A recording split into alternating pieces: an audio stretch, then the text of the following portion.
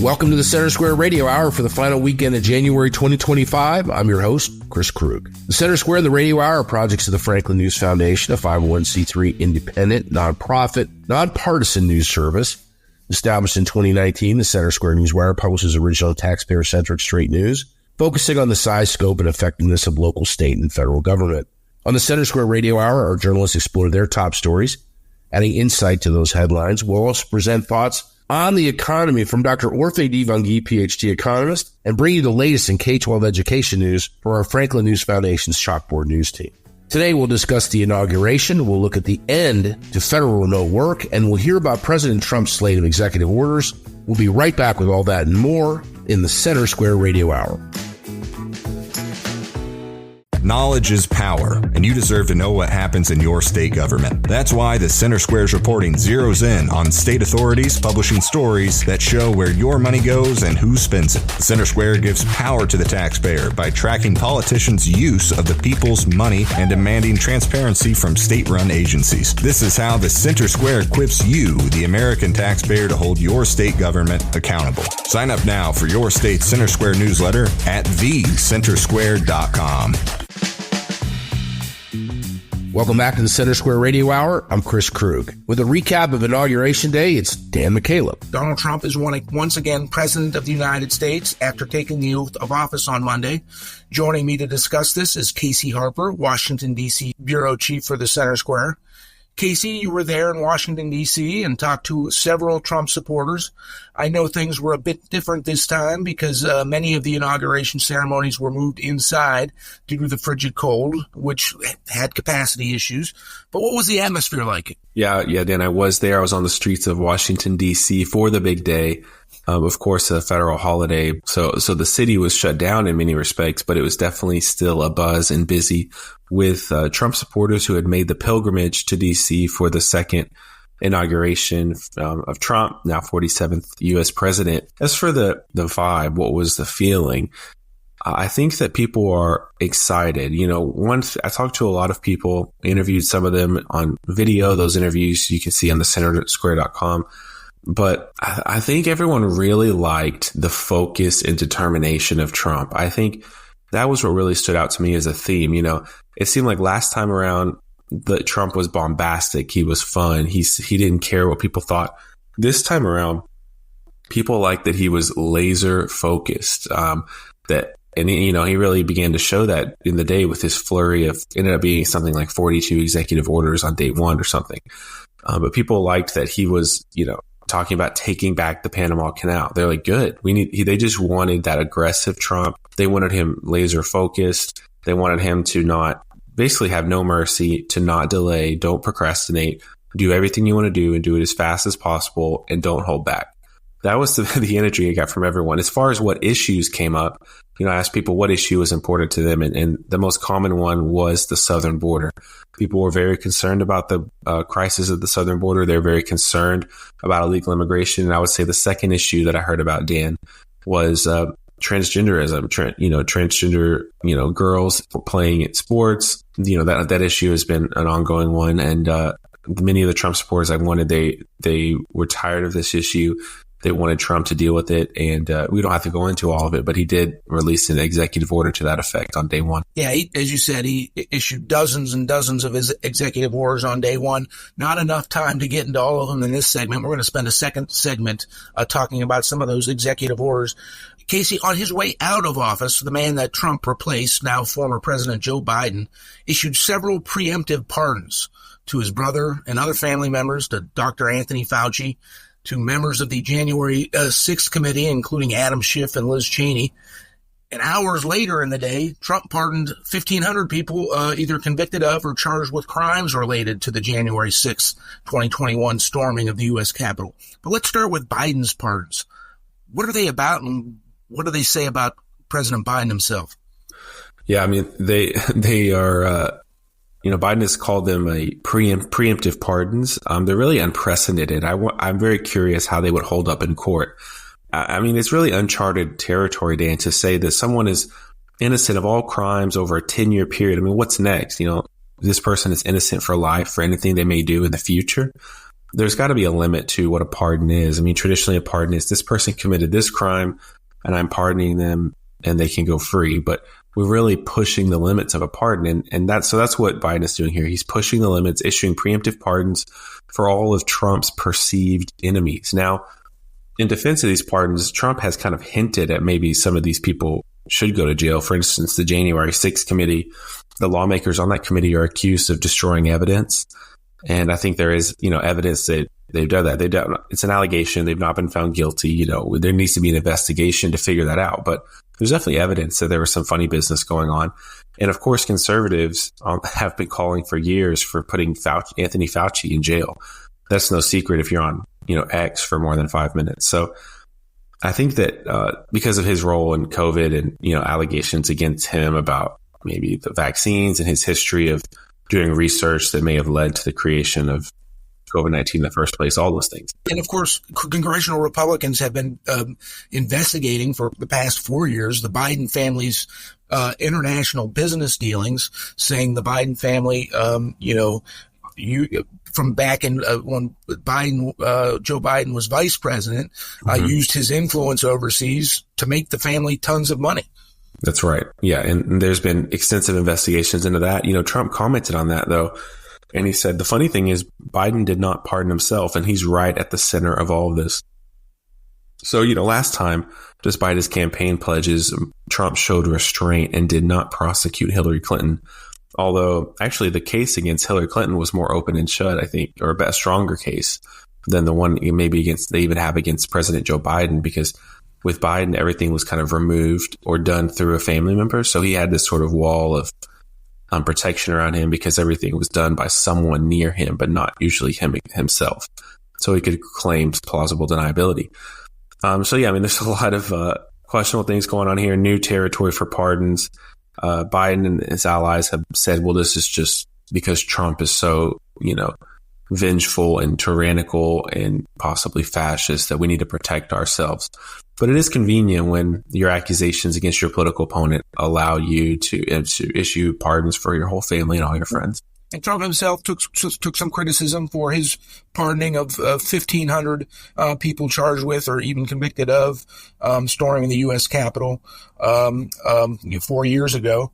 Final thoughts on that? Yeah, I mean, the biggest criticism against Trump is that he did a blanket pardon, I think, because all these 1,500 people are not created equal by any means. I mean, many of them just kind of walked in through an open door and looked around and that was it. And some people actually attacked police officers or did, vandalism, and they're all kind of being forgiven in one broad sweep. I think Trump's argument and his allies is these people have suffered enough. It's a political prosecution. And by the way, all the Black Lives Matter protesters who burned down, half a dozen cities in the summer of 2020, almost none of them went to jail, even though that was over several months and plenty of vandalism was done there. So maybe it's just time to move on, time to heal. These people have, been financially ruined, paying for lawyers. They've spent time in jail. Let's move on. That's the Trump team argument. Thank you for joining us today, Casey. Listeners can keep up with all things presidential transition and more at thecentersquare.com. Big thanks to Dan and Casey. You're listening to the Center Square Radio Hour. I'm your host, Chris Krug. With more on Virginia and D.C. leaders and their responses to the end of federal remote work, it's our Eliana Kernodle. Commuter traffic is about to see an uptick in the Washington, D.C. metro area as President Donald Trump issued an executive order ending remote work for federal employees. Joining me to dig into this is the Center Square's Sarah Roderick Fitch. Sarah, this order was no half-hearted suggestion. Tell us about it. This has been a promise of Trump, along with his Doge partner, Elon Musk, is wanting to get federal workers back. They say that some of them are not working, and this is a way to, save money and sort of trim fat. But it is welcomed by both Democrats and Republicans in the D.C. metro area in Northern Virginia, who have been, for at least a couple years now, have been pushing federal government to sort of end or scale back remote work, and including D.C.'s Mayor Muriel Bowser, who made it in her inaugural address. That was one of the priorities, as she was urging President Biden at the time to end remote work to bring people back in. So it is, and it has cost the area as far as transportation. That's been a huge issue. It has taken a hit because ridership obviously has been down. Can you get into a little bit of the language of the executive order? He took a pretty kind of strong perspective on it. Yes. I mean, he basically said, hey, you need to come back, ending it. And I mean, it was a very blunt, as opposed to some of his other executive orders. The wording, I don't have it in front of me right now, but it was very much like it's immediately stopping and you need to come back to the office. He was directing heads of agencies to see that it happens. Now, whether or not that's happening right away, I'm not sure. The problem is with some of these workers, there's a lot that have moved further out of even the commuting area, or if they are in the commuting or somewhat in the commuting area, they may be an hour or two out. And so it's interesting. It'll be interesting to see what happens with that, and how quickly this occurs. With everything with the government, it seems it's sort of slow. So, I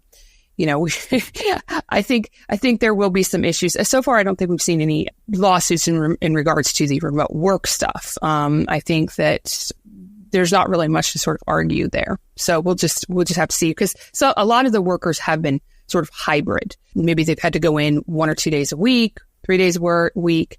And some of them cannot be completely remote based on, if they have clearances and whatnot, if there's classified information and servers and whatnot. So it's really sort of varied. You mentioned Mayor Bowser and her perspective on this, but Governor Glenn Youngkin also weighed in on this. What's his perspective? Yes. No, he has been pushing for it because one of the main issues between with Bowser and Youngkin that they've agreed on is WMATA, which is the Washington Metropolitan Area Transit Authority. So they have the metro, the trains, the transit trains, and then the buses and whatnot, which actually runs between Maryland, D.C., and Virginia. It has, as of I believe last year, it was bogged down with a $750 million budget shortfall. And so that's quite a bit, and so they had lost significant ridership. And, one of the issues with Youngkin was that they wanted Virginia to increase how much they provide as far as funding towards, WMATA. And he was contingent upon, he wouldn't give them as much money. He was like, we're not going to give as much money if the federal government's not going to end remote work. He's basically saying, hey, this is throwing money out the window if we're not doing that. So he had an issue with that. That was his main issue and with Virginia, that was sort of a sticking point, here was just, hey, you need to get workers back. Why are we going to throw money out the window if you're not going to have workers, people there? So, that was sort of the major issue. And like I said, with Muriel Bowser, but with DC, there were a lot of issues with this. There's been just not as many workers down there, so they're not generating as much revenue if you don't have people down there eating, shopping, and whatnot. So they're losing out. Yeah, and are these problems just because of remote work, or is it part of a larger picture? I would say with DC, that's a part of it. Yes, the remote work, but also in the DC officials will say, oh no, crime is down, but if it's down, it's more visible. Carjackings has definitely been on the rise, or they say it hasn't, but it maybe is that it's in areas that it didn't used to be, and there's been more visibility as far as victims. There have been congressmen who have been victims of carjackings.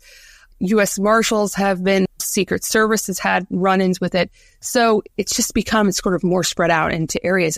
So those sort of things have been occurring. And I've been in the area off and on since about 2002.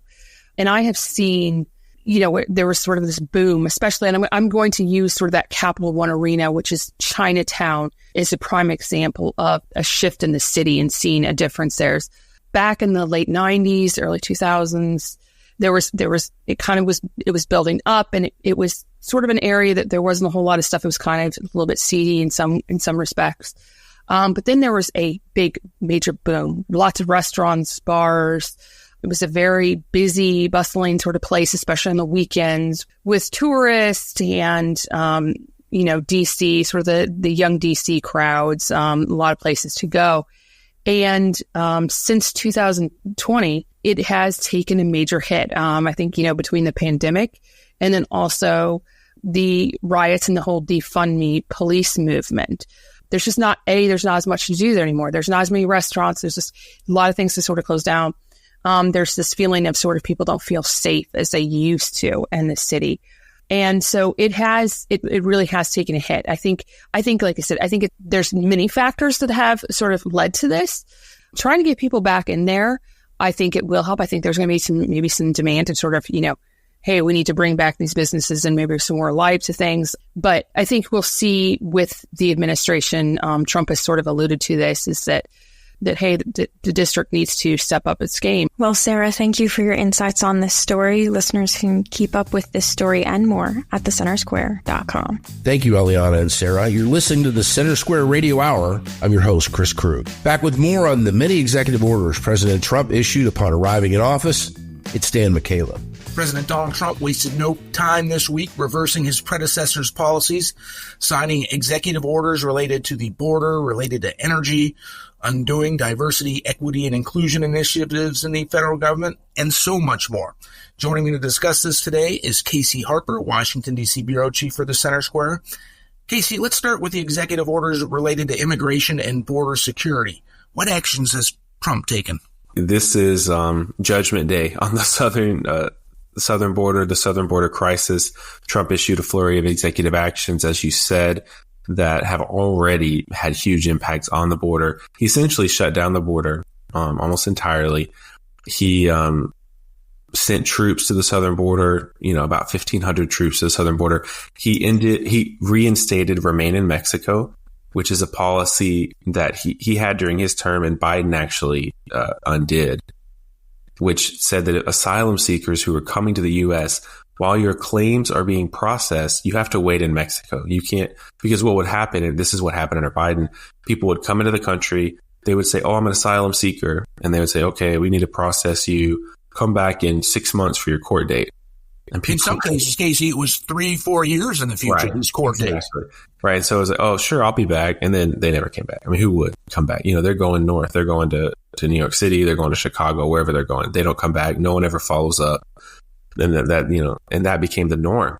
That's why when Democrats and Biden were saying, oh, Republicans are blocking this Senate bill, we had to shut down the immigration crisis. That was why it rang so hollow. Although I'm not sure people really understood that. I mean, there was just a few executive actions that created most of this problem. So that's a big one. He also doing things with Title 42, which is a COVID era policy that allows, he's talked about this on the campaign trail about basically it tightens up the border in the name of preventing COVID. So, he's got all these executive actions. And then maybe most importantly, as a deterrent in addressing past years, is he's restarted deportations. He's starting with, the most serious criminal illegal immigrants, but it doesn't seem like he's planning to end there. Tom Homan, the border czar, has talked about this at length in public, but they're starting with criminals, those with, criminal records, and they're going to move on from there. A lot of people don't know, Dan, I've written about it at thecentersquare.com, but ICE has basically not been deporting people hardly at all since Biden took over. They've only been deporting, criminals. Of course, they deport people here and there, but there has been no massive deportation program running alongside this illegal immigration that's been coming in. But Trump's restarting it, really just putting ICE back to where it was. I mean, even like President Obama deported way more people than President Biden did, and immigration was much less of an issue under Obama. And so there was really some intentional things being done by Biden at the executive level to exacerbate this immigration crisis, regardless of the Democratic rhetoric, regardless of them talking about that Senate bill. It was really a handful of executive actions that opened up the border and stopped deporting most people. How about his executive orders related to energy? He undid Biden's EV mandates requiring a certain percentage of vehicles sold by auto dealers to be electric vehicles. He opened up oil and gas drilling across the country. Tell us a little bit more about this. Yeah, I mean, so he's Trump in his famous way said, drill, baby, drill. And he talks a lot about the quote, liquid gold under our feet. And so he's just opening up in a much bigger way domestic drilling in the U.S., removing boundaries. He's going to open up LNG export sites, I believe. He's exiting the Paris Agreement, which is, of course, no friend of drilling. The EV mandate that you mentioned is particularly interesting because it would have forced basically over half of Americans in the next, decade to transition to electric vehicles, because it was what seemed like a very technical regulation about tailpipe emissions.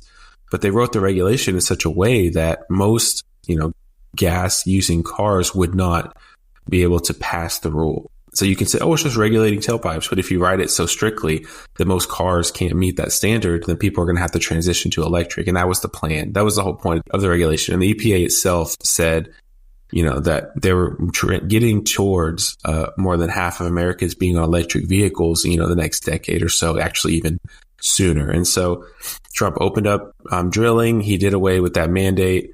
And, I think there's going to be more things. He's also made it really clear he doesn't like wind energy, and Republicans don't either. He thinks wind energy is ugly. These giant windmills, it doesn't do much. It kills birds. And then when these big pieces of windmill, break down, there's nowhere to put them because they're gigantic. They're huge. I mean, if you've ever driven by one on the highway, when they're taking one propeller on the windmill. So it's just a new era of energy. I think, electric energy will keep plodding along and growing, but it'll happen in a natural rate, not with federal regulation and subsidy forcing it. How about the diversity, equity, and inclusion orders that he signed? He essentially shut down diversity, equity, and inclusion departments within the federal government, put on paid leave those working for those departments. Tell us a little bit more about that. Yeah, I mean, this was pretty sweeping. I've been covering the DEI and the federal government for years now, and all the funding that goes to it. And it's so extensive. It's so intertwined. There's so much money going to it that people don't realize.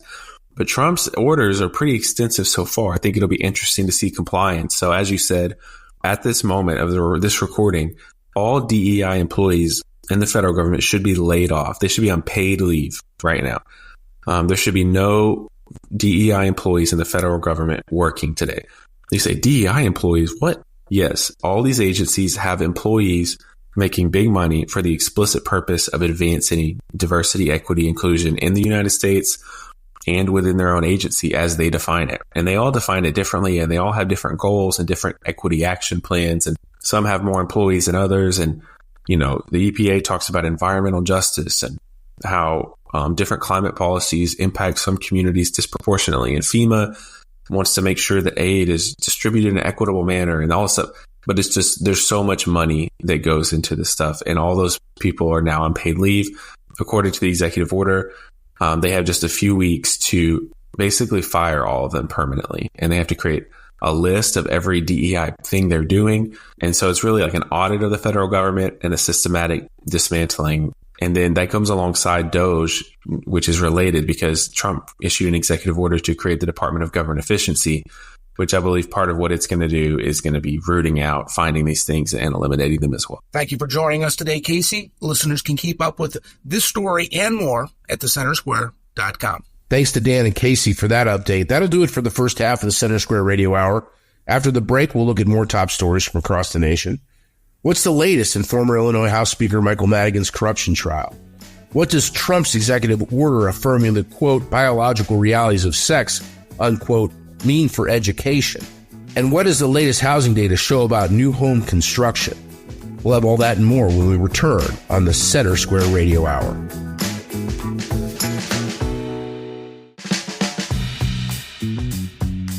Welcome back to the Center Square Radio Hour. I'm Chris Krug.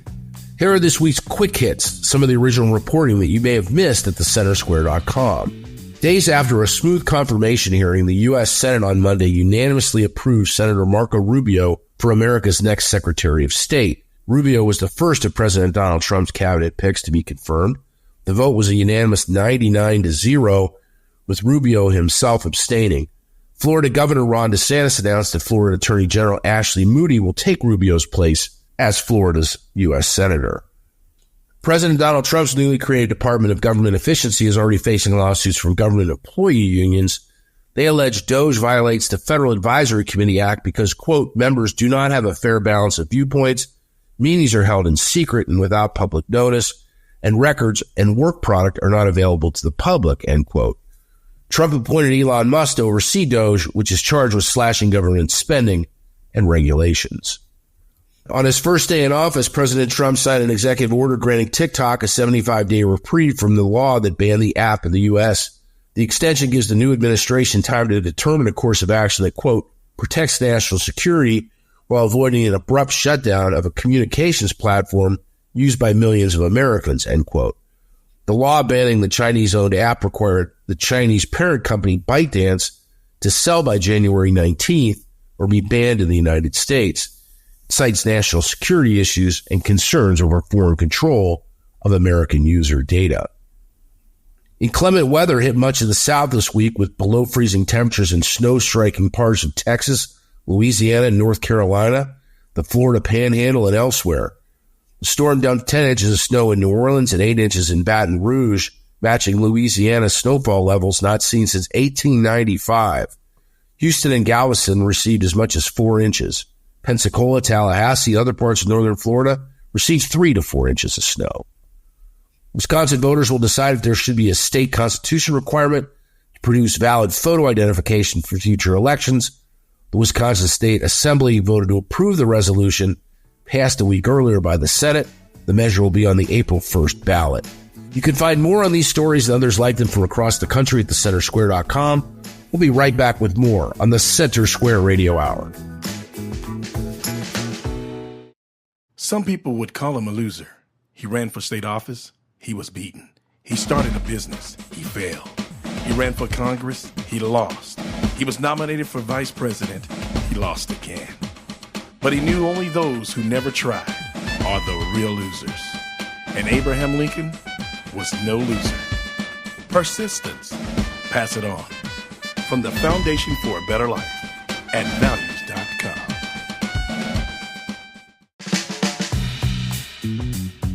Welcome back to the Center Square Radio Hour. I'm Chris Krug. With more on former Illinois Speaker Mike Madigan's trial, it's our Dan McCaleb. Power and profit, Assistant U.S. Attorney Julia Schwartz said as she started to address to the jury, is quoted by the Center Square's Jim Talamonte, who's been in the courthouse since the beginning of the trial. Quote, Michael Madigan and Michael McLean conspired to preserve Madigan's power and line his pockets.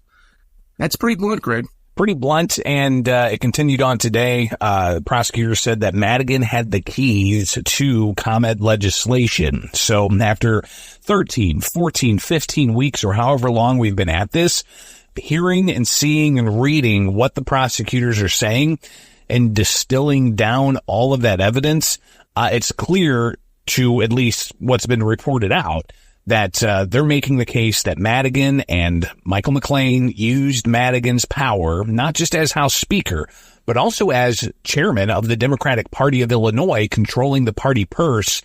That amount of power was abused by Madigan and McLean. Now, again, that's just the prosecutors making their pitch, their final pitch to the jury before they take in all of that evidence, the more than 100 pages of jury instruction and 2 different defendants.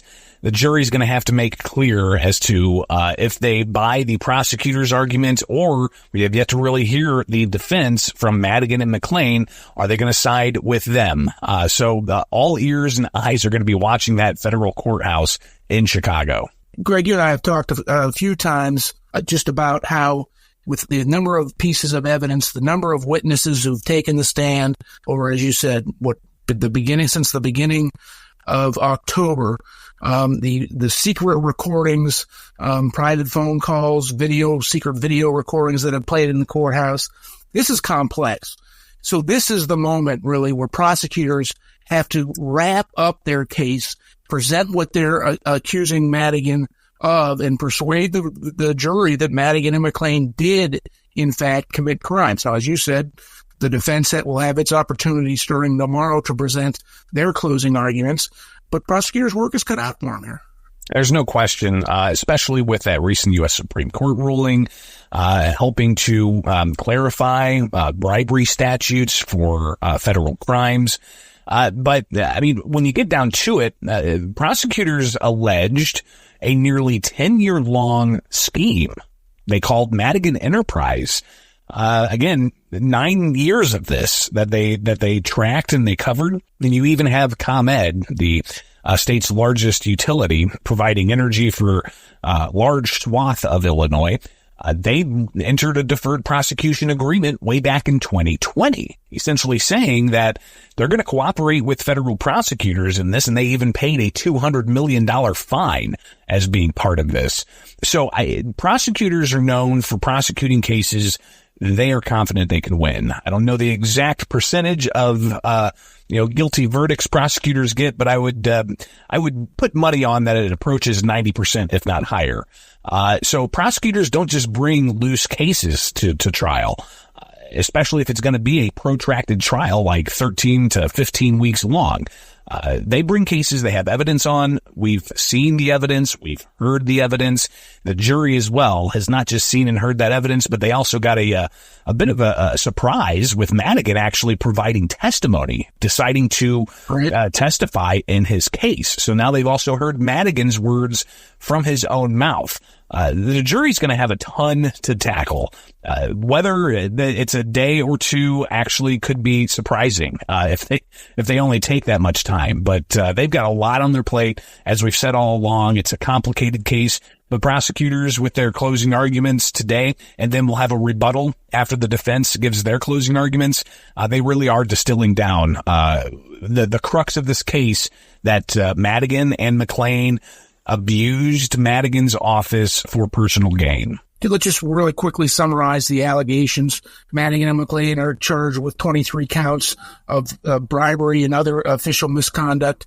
The allegations are that the two conspired together to get no work, little work jobs for their close associates from ComEd, from AT&T, Illinois, in exchange for Madigan allowing legislation to be advanced through the legislature that is favorable to those utilities, those companies' bottom line. As you mentioned, both companies agreed to cooperate with federal prosecutors and agreed to pay large sums of money, ComEd being $200 million. I think AT&T was like in the neighborhood of $24 million to essentially avoid prosecution. The companies being prosecuted themselves. But jurors also takes is one juror to not agree, right? In these criminal cases, these criminal trials, it needs to be unanimous. There are 12 jurors, and I think there's 6 alternates in case something happens to one of the jurors, God forbid. But 12 jurors have to reach the same conclusion on each of the 23 counts. To be a fly on the wall in that room would be fascinating. Quite frankly, though, they've got their work cut out for them, so I'm sure that they're all going to have their own sets of questions that they're going to need to get the answers to come to some kind of verdict. Right. So who knows, a week from now, could we have a verdict? We don't know. It's going to take a long time for the jurors in the jury room to sift through all the evidence, all the testimony, etc. And they have to make a decision on each and every single count for each of the 2 defendants. So I'm guessing not. Thank you, Dan and Greg. You're listening to the Center Square Radio Hour. I'm your host, Chris Krug. Back with more on President Trump's executive order about gender and its impact on schools. It's our Eliana Cardone. President Donald Trump signed an executive order to limit the government's recognition of 2 sexes based on male and female biology, a reversal of the Biden administration's attempt to expand the definition of sex discrimination to include gender identity. Joining me to dig into this is Chalkboard News editor Brennan Clary. Brennan, what were the specifics of the executive order? Yeah, so specifically, Eliana, President Donald Trump said shortly after his inauguration that the executive branch of the government would reaffirm the biological reality of sex, and that it would be the policy quote of the United States to recognize 2 sexes, male and female. These sexes are non-changeable and are grounded in fundamental and incontrovertible reality. So that's directly from the executive order there. And in effect, what that does is rescinds the Biden administration's regulatory expansion of Title IX, for example. So that was a big fight in the courts, and something that the Biden administration was trying to do up until the end of the administration, essentially. But they were trying to expand the definition of sex discrimination to include gender identity. And basically that would protect LGBTQ plus students. The Biden administration said. So that was the reason that they're trying to do this. And so what the Trump administration is doing is coming in and saying, we are going to focus in and hone in on recognizing two sexes, male and female. And in doing so, the executive order that Trump signed said that the administration disagrees with the legal basis for the expansion of the statute, of the Title IX statute. So essentially, the Biden administration was using the Supreme Court decision Bostock v. Clayton County, and they were trying to use that and apply it to the educational setting. And the Trump administration said that that argument does not hold water, and we're not going to continue to go along with the Biden administration's interpretation of that decision, the Bostock decision from the Supreme Court. And it also had, other specifics in there about focusing on the biological realities that's kind of quoting from the executive order. So, for example, it said, across the country, ideologues who deny the biological reality of sex have increasingly used legal and other socially coercive means to permit men to self-identify as women and gain access to intimate single-sex spaces and activities designed for women, from women's domestic abuse shelters to women's workplace showers. Quote, this is wrong. So that is again from the executive order there. So taking a very strong stand against what it calls gender ideology, and a quote, purposeful attack against the ordinary and longstanding use and understanding of biological and scientific terms, replacing the immutable biological reality of sex with an internal, fluid, and subjective sense of self unmoored from biological facts. Again, that's from the executive order. So it doesn't mince language in what it's trying to do. So what are some of the potential practical implications of this executive order? Yeah, that's a great question. So this is basically, from what I can tell, I mean, this is like all executive orders, like saying this is what our policy is. And then, implementation comes from these different executive agencies and the different parts of the executive branch, right? So when Biden took office, he had an equity executive order. And so then when, years down the road, the Department of Education was saying, well, this is pursuant to the Biden executive order that he signed upon taking office to try to promote equity in all, parts of the federal government. So I think it would have that kind of implication in terms of how policy is made. So it is, again, staking out, this is what we believe about gender identity, about sex, and some of these different kinds of biological things. Another thing that I think is very interesting is that it directs the Attorney General to issue guidance to agencies to, for example, correct the misapplication of the Supreme Court's decision in Bostock v. Clayton County. That was a quote from the executive order to reflect, quote, sex-based distinctions in agency activities. And then again, the Attorney General should issue guidance and assist agencies in protecting sex-based distinctions, which are explicitly permitted under constitutional and statutory precedent. So again, it does have, this is what the Attorney General shall do. It also has prohibitions in it too. It says the federal funds shall not be used to promote gender ideology. And quote, each agency shall assess grant conditions and grantee preferences and ensure grant funds do not promote gender ideology. And so it's a question of, the federal agencies can look at the different people, different organizations that have applied for grant funds, and they can say, well, we're not going to, promote, we're not going to give funds to you because you're saying this, or that you're saying you have a stance on gender ideology. So I think that there are implications in terms of how essentially the bureaucracy is thinking about what it's doing, right? And so you have a lot of different sorts of things moving around in the different agencies in Washington, because these are huge and they have a lot of different applications in terms of the scope and the federal reach. And so one aspect of that is I've covered equity webinars, for example, that are put on by different grant recipients, and they receive federal funds from the IDEA Act, the Special Education Funding Act. And, in some cases they've said things that are controversial, that people have, said, hey, this that fits the bill of that gender ideology that the executive order is railing against, that, that there is sort of a spectrum of gender.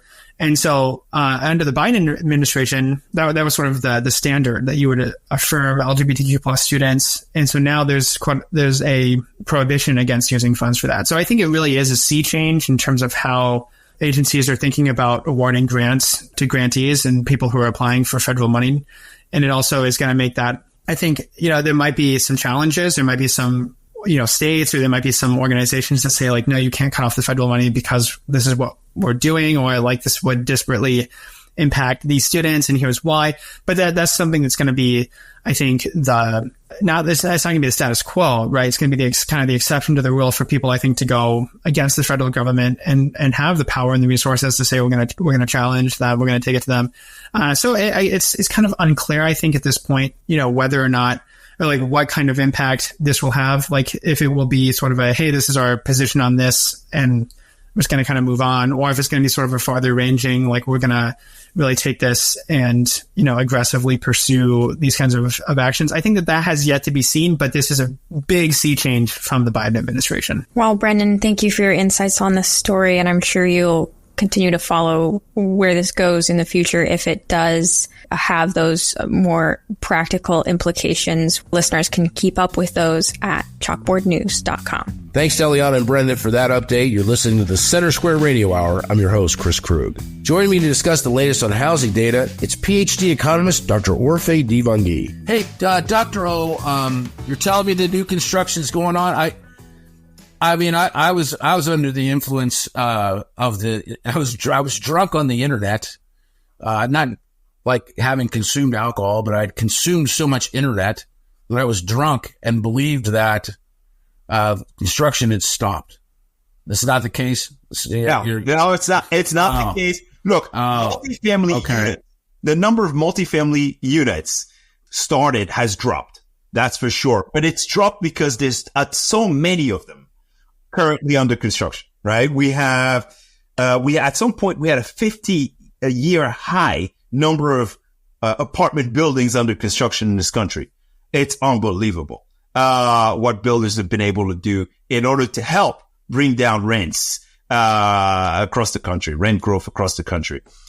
Single family starts, though, after dropping in 2023, rebounded and finished the year higher than in 2023, 6.5% higher than in 2023, slightly higher than in 2022, and only to be beat by the 2021 number, which was just like unbelievable. But remember, from 1992 to 2007, we were building more than 1 million homes. We were surpassing 1 million homes per year. But in the aftermath of the global financial crisis, that number dropped. And we never surpassed that threshold again since 2021.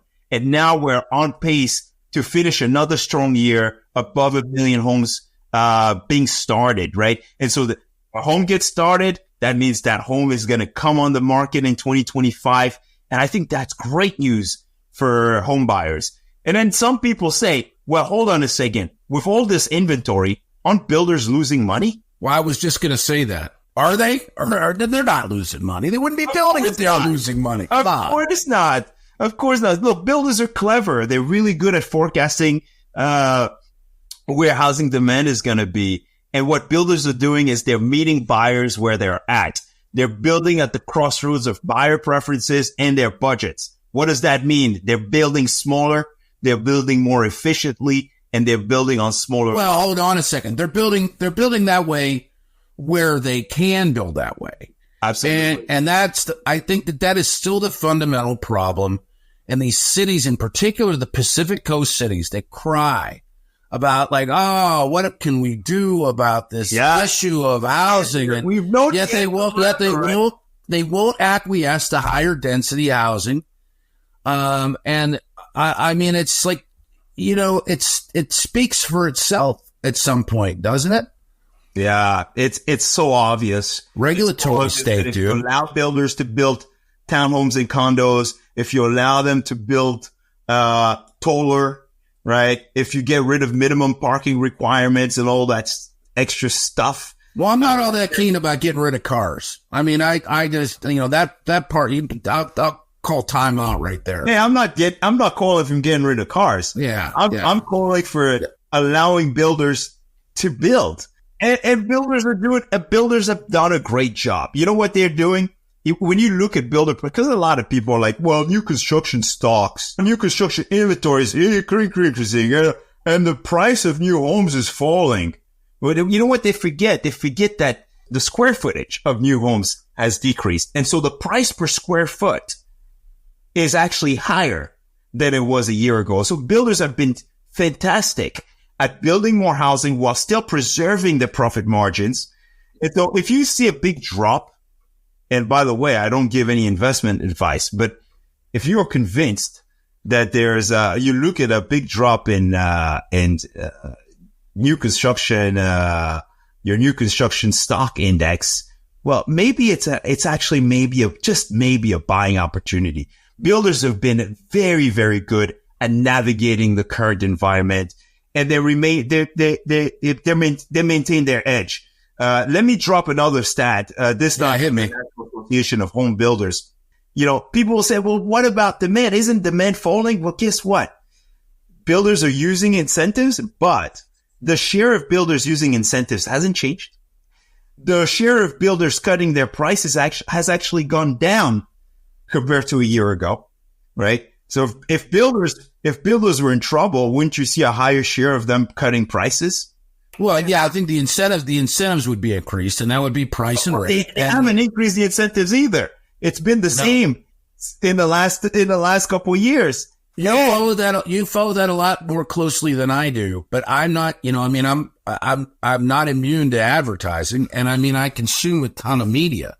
Yeah. And I'm not hearing crazy Larry kind of discounts on housing in any of the markets to which I travel in terms of housing. They're positioning it on value and quality is sort of the messaging that I'm hearing around new housing in every market that I visit. Yeah. And they're doing a fantastic job. To close the gap, we have a massive housing unit deficit, right? Because of the big drop in new construction before the pandemic, and builders are really doing a great job at trying to close the gap.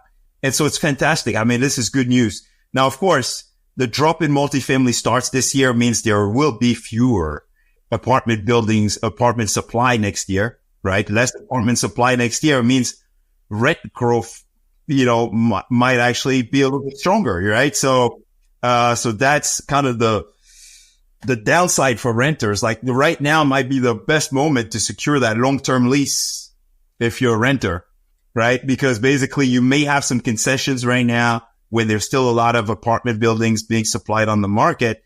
But in a year and a half from now, that won't be the case. And so secure that long-term lease if you're a renter. Because the renter concessions and all that stuff might be going away since there won't be as much supply of apartment rentals, in 2026. Appreciate your thoughts as always, Dr. Rowe. That'll do it for another week of the Center Square Radio Hour. Center Square Radio Hour is production of America's Talking Network, produced by Eliana Kernodle. If you missed some of today's show, you can find it at americastalking.com. I'm Chris Krug on behalf of everyone at Franklin News Foundation. Thank you for listening to the Center Square Radio Hour.